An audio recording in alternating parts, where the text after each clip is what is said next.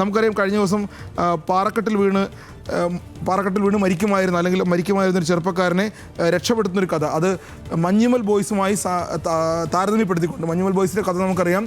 കുഴിയിൽ ഗുണ കേവ്സിൽ വീണുപോയ ചെറുപ്പക്കാരനെ രക്ഷപ്പെടുത്തുന്ന കുട്ടേട്ടൻ്റെ കഥയാണ്. മാതൃഭൂമിയുടെ ഹെഡിങ് ഇങ്ങനെയാണ്: ഉണക്കക്കമ്പിൽ തുടിച്ചു ജീവൻ, കുട്ടേട്ടനായി റോണിഷ്. അതായത് കഴിഞ്ഞ ദിവസം തമിഴ്നാട് മധുര സ്വദേശിയായ യുവാവ് രക്ഷപ്പെടുന്നു. നെടുങ്കണ്ടത്താണ് ഈ സംഭവം. അത് അവിടെ രക്ഷപ്പെടുത്തിയത് റോണിഷ് എന്ന് പറയുന്ന ചെറുപ്പക്കാരനാണ്. ഒരു ഉണക്കക്കമ്പ് നൽകിയാണ് റോണിഷ് രക്ഷപ്പെടുത്തുന്നത്. ഞാൻ ഈ മനോരമയിലെ കടുവയും നായയും കുഴിയിൽ വീണ വാർത്തയും ഈ റോണിഷ് രക്ഷപ്പെടുത്തുന്ന വാർത്തയും രണ്ട് പത്രങ്ങളിൽ, മനോരമയിലും മാതൃഭൂമിയിലും 1-ാം പേജിലും 4-ാം പേജിലുമായിട്ടുണ്ട്.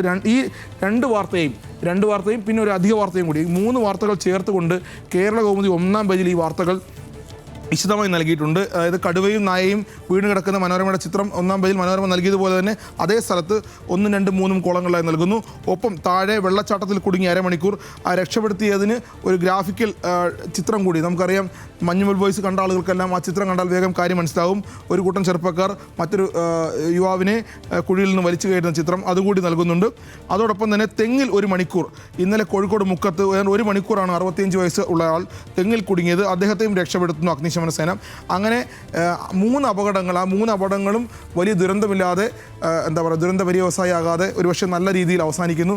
3 പേരും രക്ഷപ്പെടുന്നു, എല്ലാവരും രക്ഷപ്പെടുന്നു. അതിൽ കടുവയും നായയും രക്ഷപ്പെടുന്നു, 3 മനുഷ്യരും രക്ഷപ്പെടുന്നു. അങ്ങനെ ആ വാർത്ത 3-ഉം കേരള കൗമുദി 1-ാം പേജിൽ സമഗ്രമായി ഒറ്റ സ്ട്രെച്ചിൽ നൽകിയിട്ടുണ്ട്. മനോരമയും മാധ്യമവും ഒക്കെ പല പേജുകളായി വിന്യസിച്ചിരിക്കുന്നു. ആ വാർത്ത അങ്ങനെ നൽകി നന്നായി എന്ന് വേണം പറയാൻ.